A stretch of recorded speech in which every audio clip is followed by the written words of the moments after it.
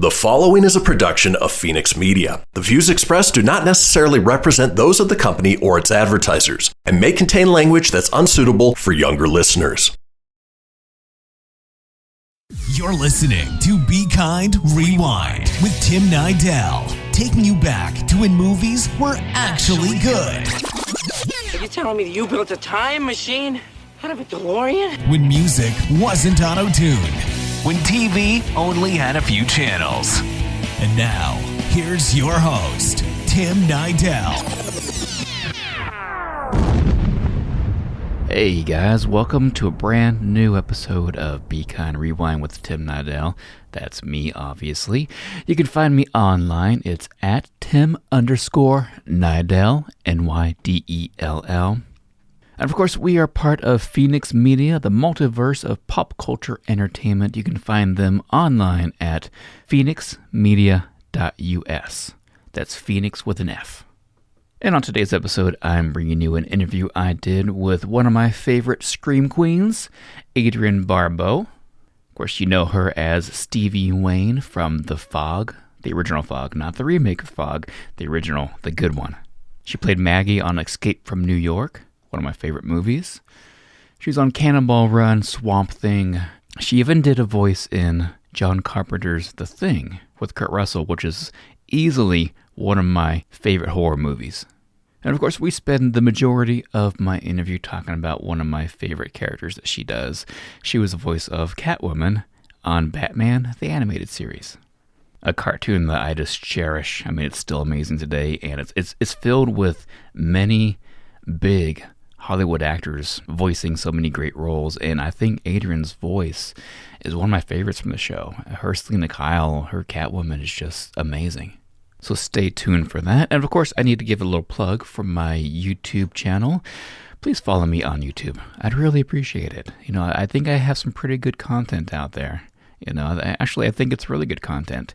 So you'll find me on YouTube. Just type in my name, Tim Nydell. You'll find the channel, subscribe, watch the videos. I'm trying to do one new video a week. Right now it's been kind of hard because I broke my right hand, and my cast actually comes off this week. So hopefully I can get back to the one video a week that I was doing, because editing and filming with my left hand is a pain. So I haven't released a new video in, I think about 4 to 5 weeks, ever since I've had my cast on. So new videos coming soon, I promise. Just make sure to subscribe, don't miss them. And here's my interview with the very talented Adrienne Barbeau. Our show is all about reliving your childhood one interview at a time. And I actually listened to your autobiography on tape last week, and my God, you lived an extraordinarily entertaining life. I know you kept a journal. It kept me busy. Yeah.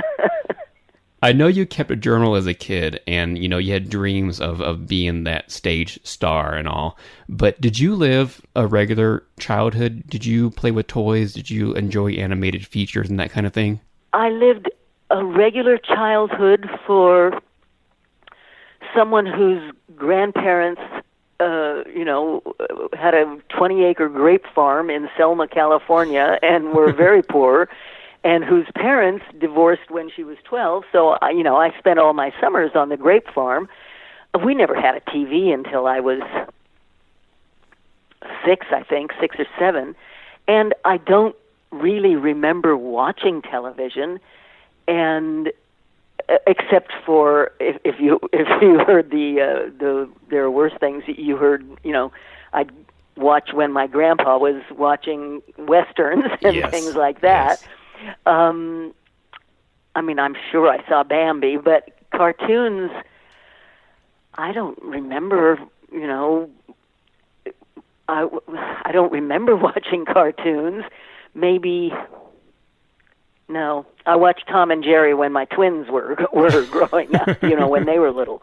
Yeah. But animation was not a big part of my life, for sure. And then once I got into high school, I was working at night always. I was always rehearsing or, cheerleading or whatever I was doing. So, again, I never watched television. up until probably I started doing Maude. And we didn't go to the movies.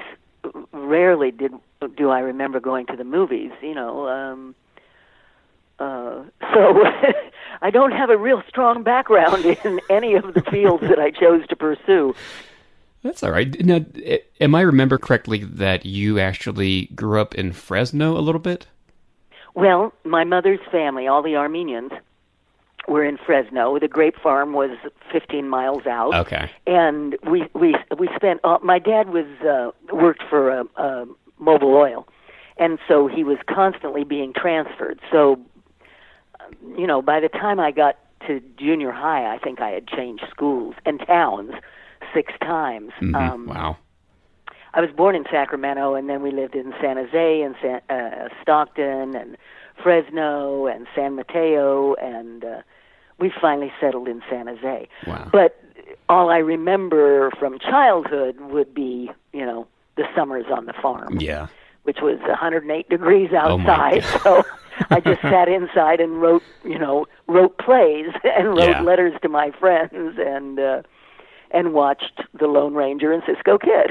Oh, very cool. Yeah, actually, you sound a lot like I am because I moved so much as a kid. And actually, we lived in Fresno when I was just born up until I was 4, so I lived there for about 4 years. And my earliest memories are of Fresno.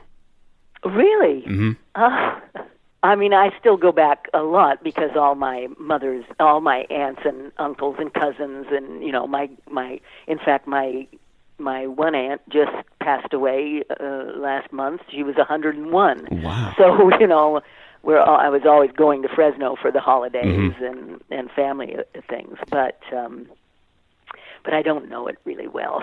Yeah, I hear it's changed quite a bit since I've been there. I think it has. Yeah, that's what I've heard. I hear it's not as nice. That's what I've heard. I think at one point it had a reputation for being one of the most dangerous cities in the state. Yeah, I don't know how that is now, but yeah.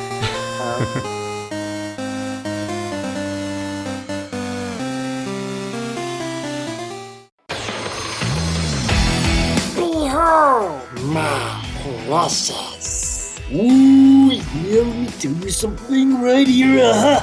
It's the Loot Crate subscription box, full of exclusive loot, fun surprises delivered to your door every month. Just pick up your favorite geeky genre, Daddy.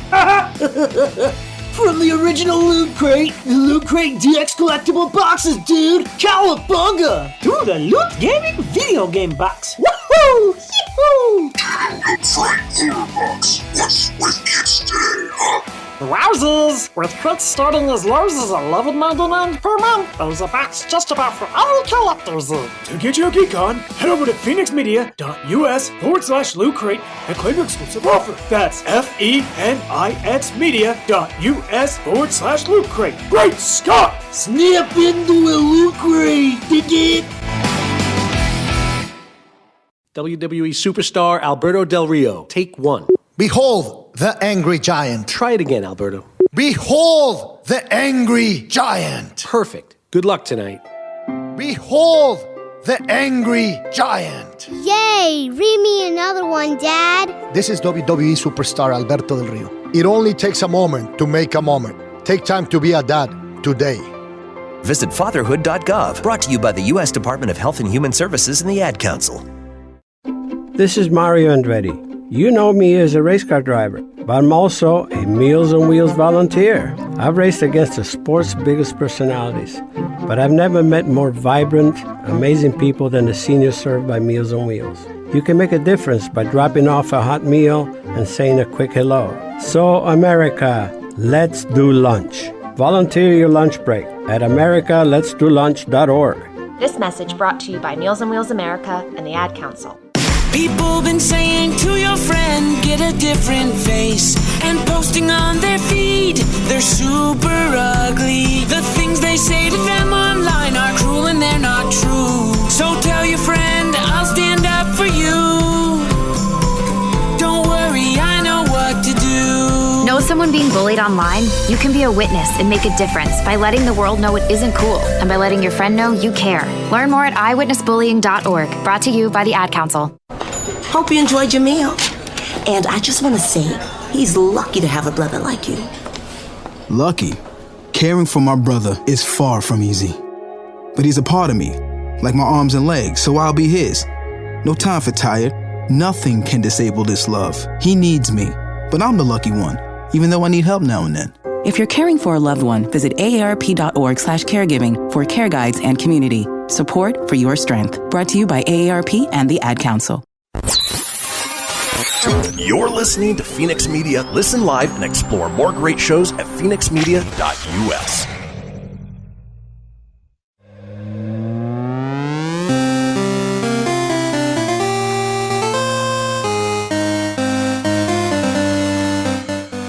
Okay, so let's fast forward just a little bit. I understand that at some point you took a voice class from Andrea Romano.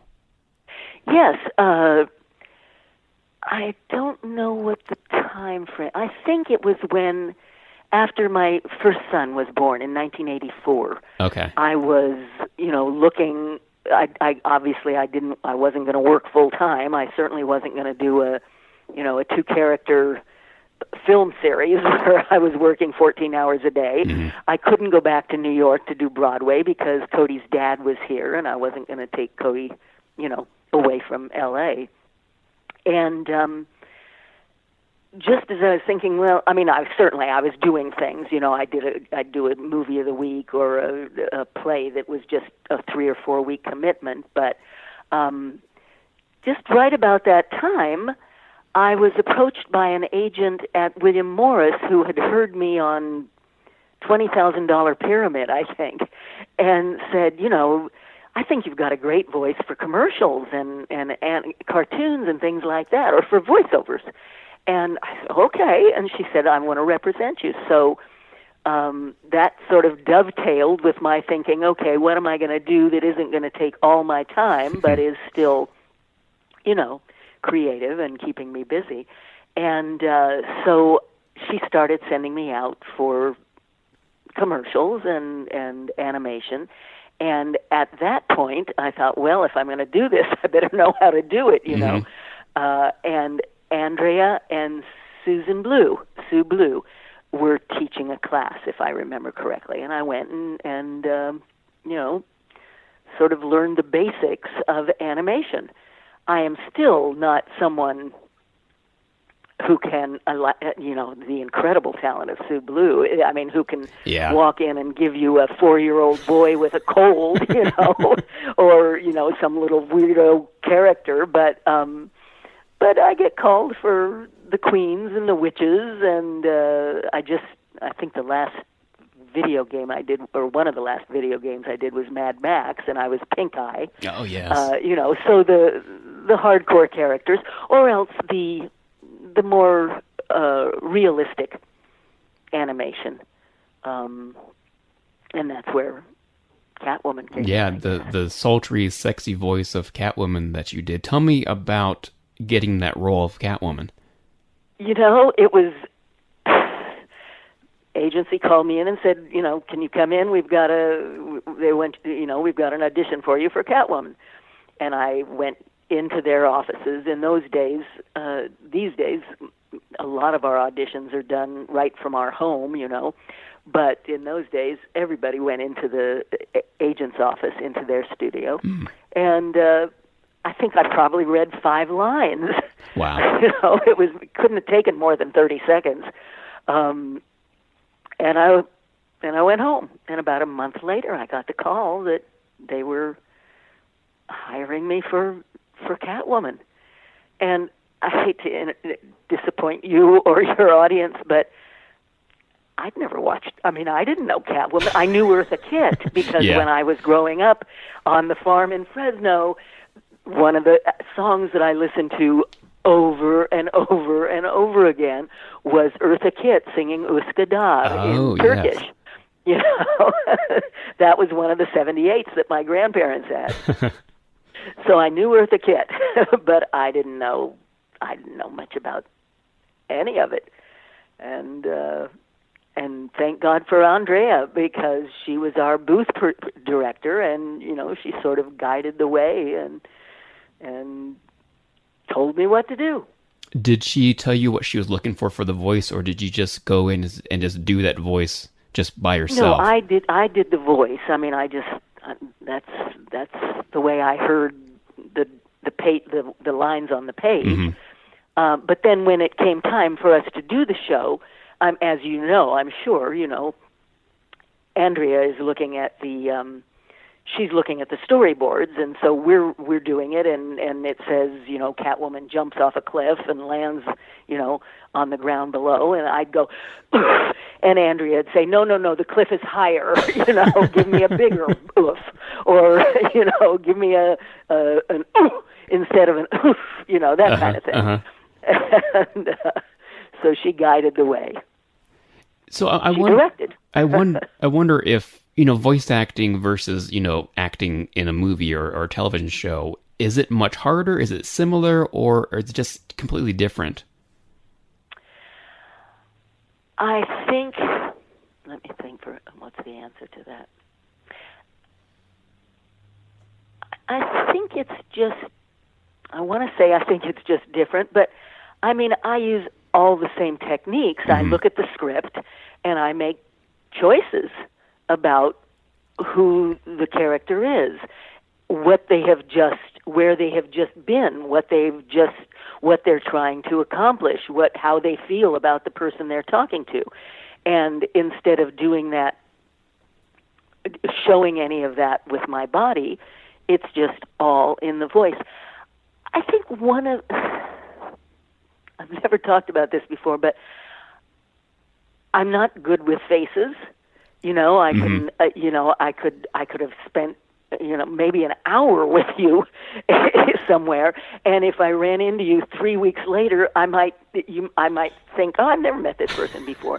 But voices, I am very tuned into. Okay. And I think it's because I was raised where there was a bit of a juxtaposition between words that were being said and the tone of the voice in which they were being said, if that makes sense, you know. Someone might say, well, I don't want to go too far with this, but they might be saying something that was, you know, very neutral, but there might be an attitude in their voice that was like, oh my God, you know. Yeah. So I know that I'm very tuned into voices. You know, my kids call, they're both back east in college, and as soon as I hear their voice, it's like, oh, okay, something's going on. What's wrong? You know, blah, blah, blah. Even though they're saying, hi, Mom, you know, but, and so there is that need as a voice actor to represent whatever those emotions are just with your voice. You know, you're not using your eyes, you're not using your hands. Exactly. Or your body. So it's different, but I don't think for me it's harder. If anything, it's easier because I don't have to memorize the lines. Yeah, you can just read it. You know? And it becomes harder if you're doing a scene with someone and the other actor isn't on the mic. I just did American Dad, and I had a great sex scene with Carl Reiner, but it was just me and the mic. Carl wasn't there. You know? Wow, that would be super awkward. Yeah, it was fun. I mean, it's just, you know, making a lot of noises. You know? Oh my goodness, I would love to hear that. That's going to be amazing.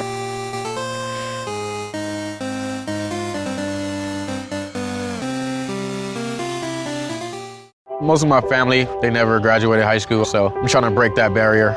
My daughter, Brooklyn, was also a motivation for me to go back to school. Every day after work, went straight to school, and it paid off. At age 26, Kareem finished his high school diploma. I could not have done it alone. I see the future is really bright for me. No one gets a diploma alone. If you're thinking of finishing your high school diploma, you have help. Find free adult education classes near you at finishyourdiploma.org. Brought to you by the Dollar General Literacy Foundation and the Ad Council. So I'm a cat, and I just moved in with this new human, and she's got this little toy she's always playing with, all day long. Tap, tap, tap, tap, bloop, bloop. She can't put it down. There it is. Oh, and get this. She even talks to it. Last week, she asked it for Chinese, and guess what? Egg rolls showed up. Like magic. Humans have cool toys. A person is the best thing to happen to a shelter pet. Be that person. Adopt. Brought to you by the Ad Council and the ShelterPetProject.org. What if I told you that a tornado was going to happen tomorrow, right where you live? That it would touch down at exactly 3:17 p.m., and I told you the exact path it would take. You would, of course, prepare. You would talk with your loved ones, and you'd make a plan today. It's true, I can't tell you a tornado will strike tomorrow, but shouldn't you have a plan anyway? Go to ready.gov/communicate and make your emergency plan today. Don't wait. Communicate. Brought to you by FEMA and the Ad Council. I spend a lot of time in the backyard, and I'm the center of attention at summer barbecues.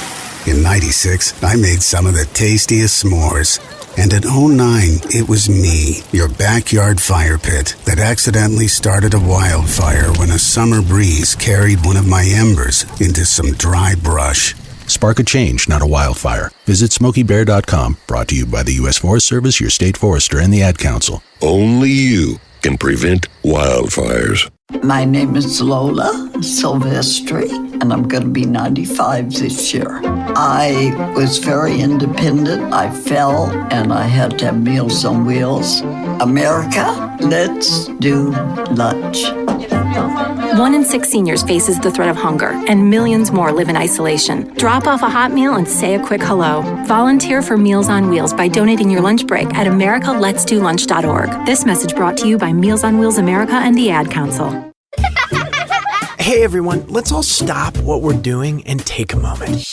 You see, every moment can be kind of special. But they can be loud moments, goofy moments, dorky moments, it doesn't matter. Because every time dads like us take a moment like that to spend with our kids, well, it's pretty momentous. So let's take a moment to make a moment. Call 877-4DAD-411 or visit fatherhood.gov. Brought to you by the U.S. Department of Health and Human Services and the Ad Council.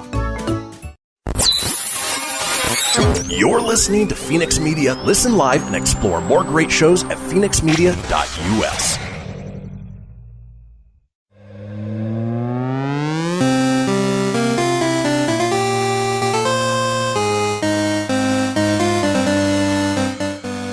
And then, because we're talking about animation now, commercials and selling things, that's a whole other thing.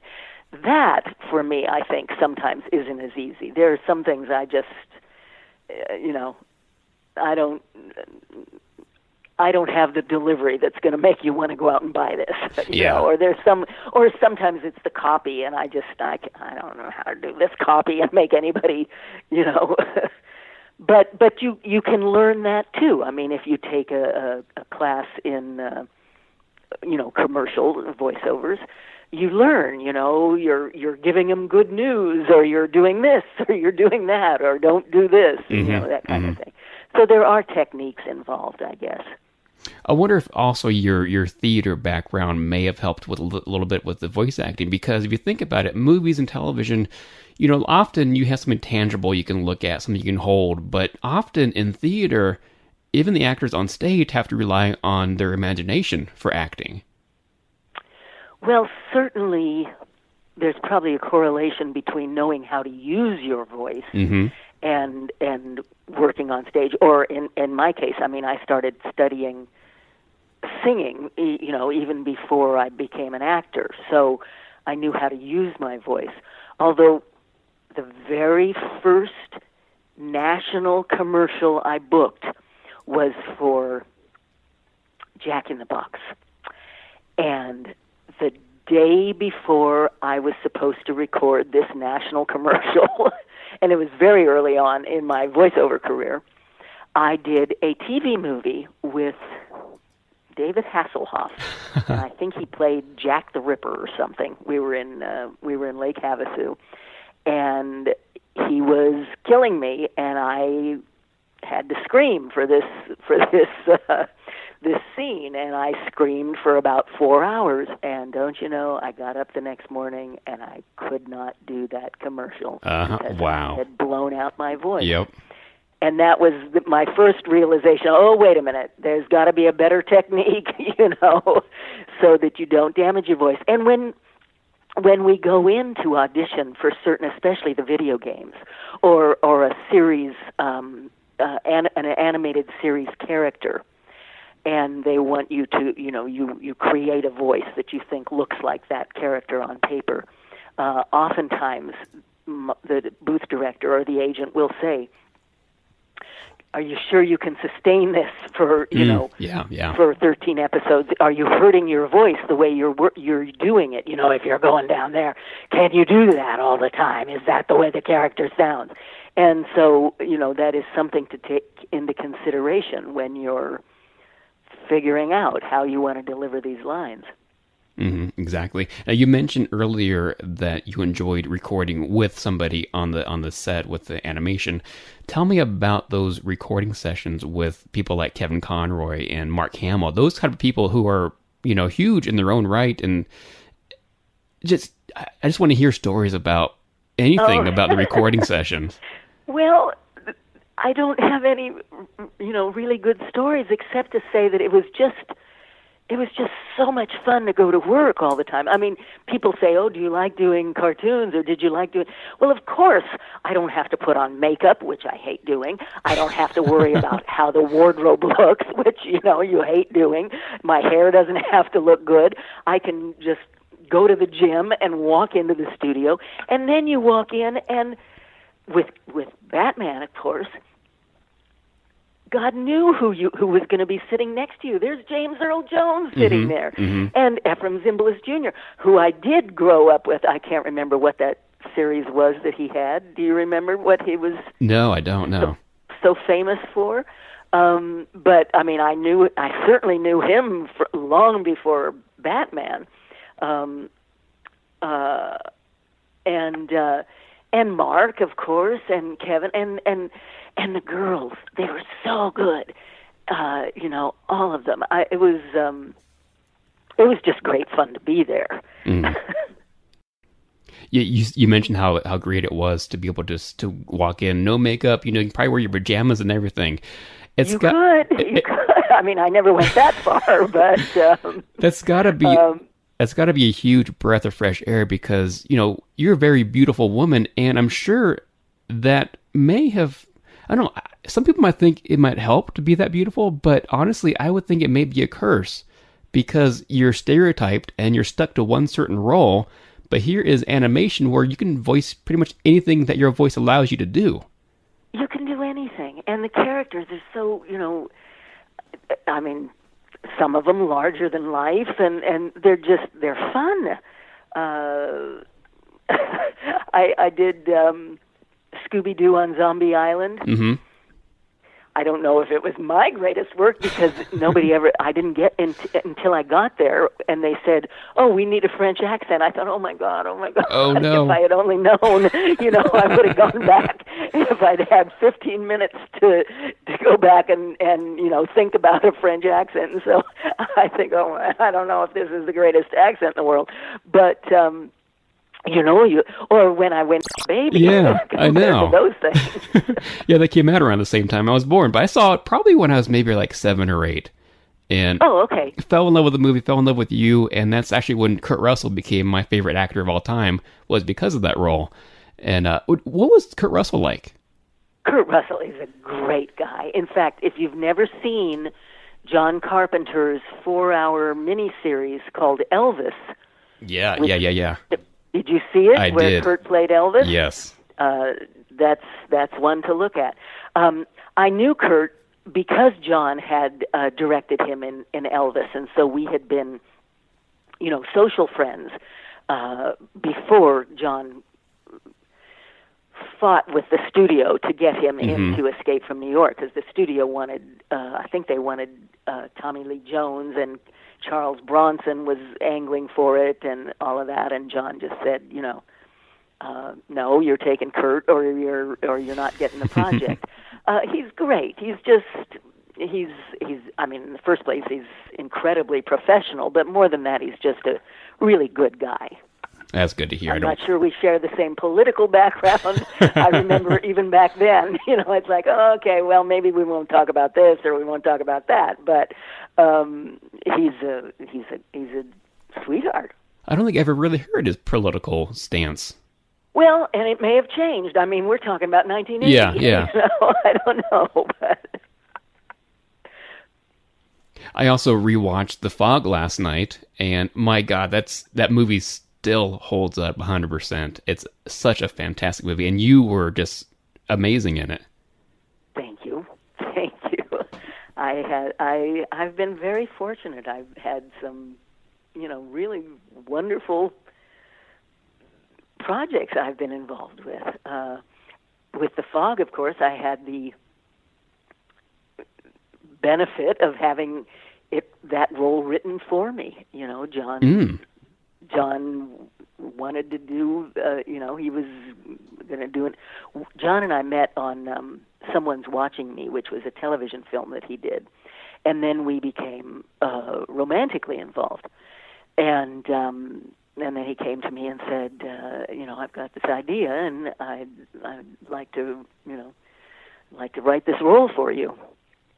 And I said, yeah, sure. And she's great. She's great, as is Maggie, I mean, he writes great women's roles. Yeah. I think he may have been doing that before Hollywood really took on. There wasn't too many strong women in theatrical movies back in those days. Well, he was a real fan or aficionado of Howard Hawks.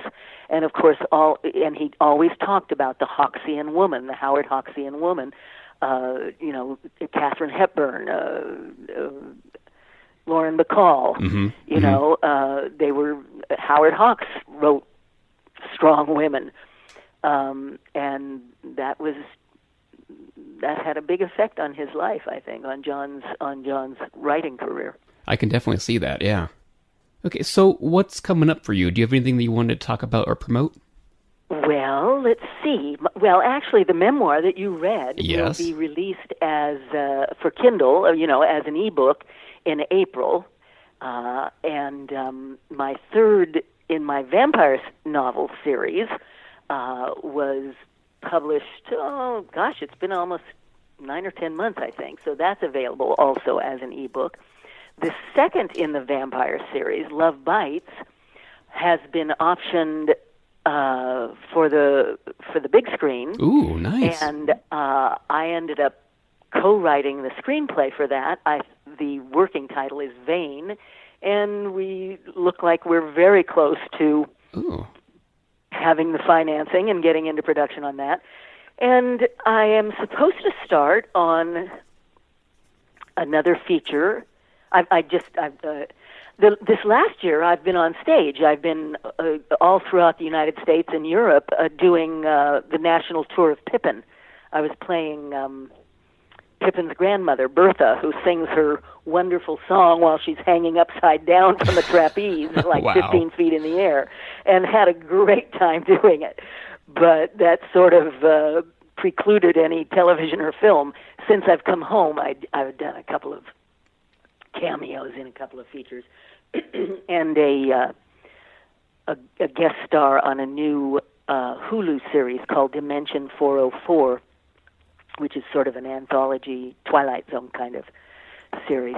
But I am starting in a couple of weeks on another horror film, which shall remain unnamed as yet because the studio hasn't announced it, but I think it's going to be good. Nice. And I think it's going to be a success, and I think people are going to be happy to see it. So I'm looking forward to it because it's a good role. I love how in your book you say that you don't like watching horror movies, and yet here you are still making horror movies. In a way, it's like it's like animation. The roles, I mean, if the horror movie is good, and a lot of them aren't. Not nowadays, but no. You get an opportunity to. I mean, you're all over the map, with your emotions and everything. Mm-hmm. So, but I don't like. I mean, I don't go to see them. I never have. I never will, and I don't like being scared. I don't like. I don't like that kind of tension, and I certainly don't like the direction they've gone in the last, Yeah, it's all the shock value. Years, It's all of the just, how many bodies can we eviscerate in what's the worst way, Yes. and Yeah. how much blood and gore can we show. Yeah. Give me action adventure anytime, and I'm there, but not horror. But they've been good to me. Exactly. The genre has been good to me.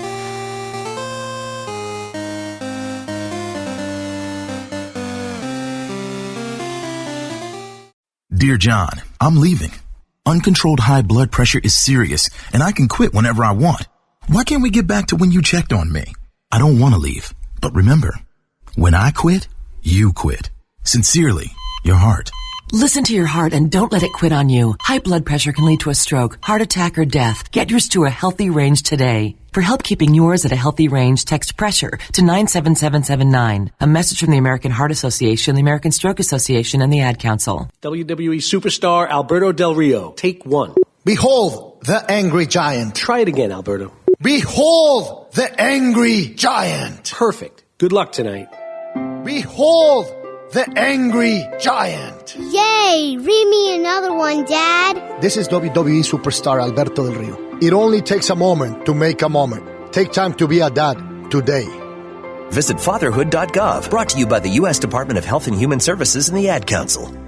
It may be hard to believe, but people just like you are already saving money. FeedThePig.org makes it easy. Their simple savings plan teaches you how to start saving without going overboard, so you don't need to sell all your belongings and live in a commune. These dungarees belong to all of us now, Tom. You don't need to get a second job as a stuntman. We need a new stuntman! You just need FeedThePig.org. Don't get left behind. Get tips and tools at FeedThePig.org. Brought to you by the American Institute of CPAs and the Ad Council. Welcome to Calvin's Barbershop. You all got to see this. I don't even want to know what you're looking at on that phone. Well, you should. I was learning about the dangers of high blood pressure and that we need to get ours checked regularly. High blood pressure can increase the risk of heart attack or stroke, but this text program can help keep it at a healthy range. Just text Barbershop to 97779 to sign up. I'll get right on it as soon as I'm done with this baby panda video. Text Barbershop to 97779. A message from the American Heart Association and the Ad Council. Behold, my precious. Ooh, yeah, let me tell you something right here. It's the Loot Crate subscription box, yeah, full of exclusive loot, fun surprises delivered to your door every month. Just pick up your favorite geeky genre, Daddy. From the original Loot Crate, the Loot Crate DX collectible boxes, dude! Cowabunga! To the Loot Gaming video game box. Woohoo! Yee-hoo! What's with kids today, huh? Wowzers! With crits starting as low as $11.99 per month, there's a box just about for all collectors in. To get your geek on, head over to FenixMedia.us/Loot Crate and claim your exclusive offer. That's FenixMedia.us/Loot Crate. Great Scott! Snap into a Loot Crate, dig it? You're listening to Fenix Media. Listen live and explore more great shows at fenixmedia.us.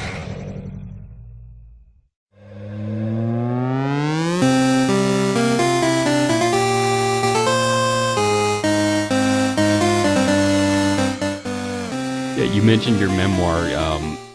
I cannot recommend that more for people listening right now. Go listen to it. I mean, such amazing stories. The story of you and Richard just had me going the whole way through. That's so emotional and so sad at the same time. Oh, thank you. Well, that's I'm the first person who's ever mentioned that. Well, thank you. I mean, it was one of the most important relationships in my life, I think. I can tell that you wouldn't be who you are today if it wasn't for Richard. That is true. Mm-hmm. That is true.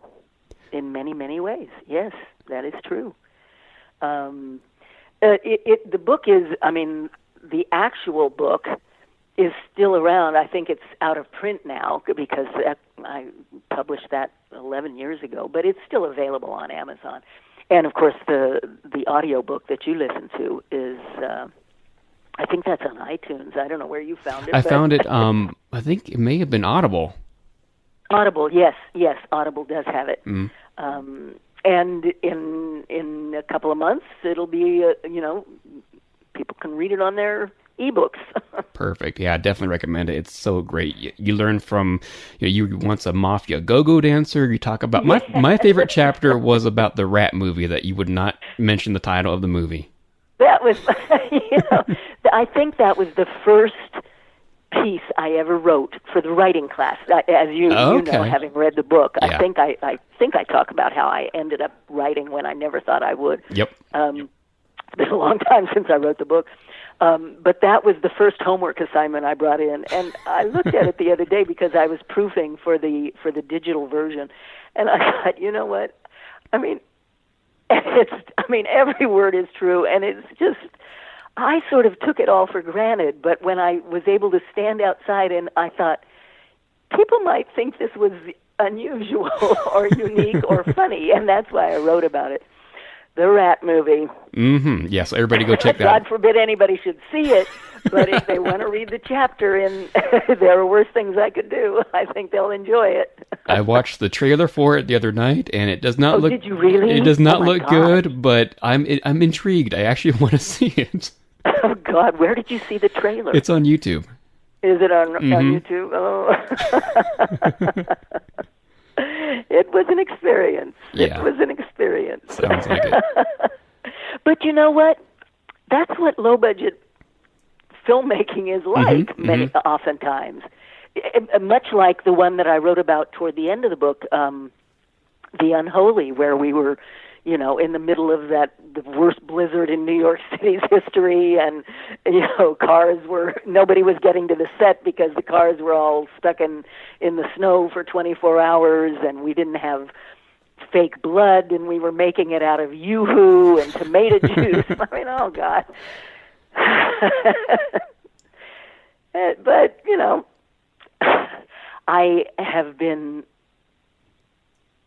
I don't know if it's fortunate or if it's just what I set out to do, but out of every project I've ever done, no matter how god-awful it was or how god-awful the final material turned out to be, I have taken something away that I have benefited by, whether it was a friend or, just a location or a life experience or something. It's been good. Mm-hmm. Yeah, I'm the person who I think everything happens for a reason, and even a bad movie, you come back with a friend or two, or a good experience or a bad experience that you'll learn from. Yes, definitely. All right, Adrienne, I don't want to take up too much of your time. Thank you so much for coming on. I had a blast. Thank you very much. Okay. Now, usually I ask people to end the interview in their character. Do you remember? Can you do a Catwoman voice at all? I'd need a line. I don't even know what to... Let's see. Let me look at something that's sitting on my desk. Okay. Here. And I have no idea if this is what Catwoman sounds like. It's been so long. Please click the print now button to print your cute... No, that doesn't sound like Catwoman at all. I could do Stevie Wayne, but I'd have to go back and listen to Catwoman. Yeah, it's been so long. I will tell you, though, that I just received the galleys to a book that a young author has coming out. I don't know if I can find it.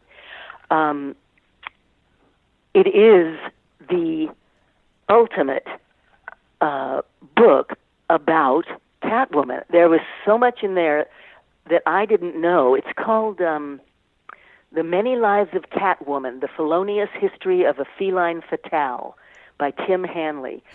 I was just fascinated to read this book about Batman, about the comics themselves, and the creation of them, but about all of the various incarnations of Catwoman.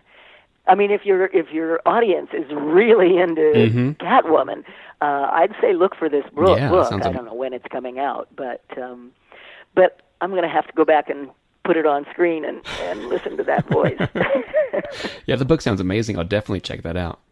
It was really, I was, I was fascinated. What I said in the quote, I don't think I said this in the quote, but I mean, I wish I had it before I went in to do the role. I don't know that it would have changed anything, but it's really an interesting, history of the character and the comic book.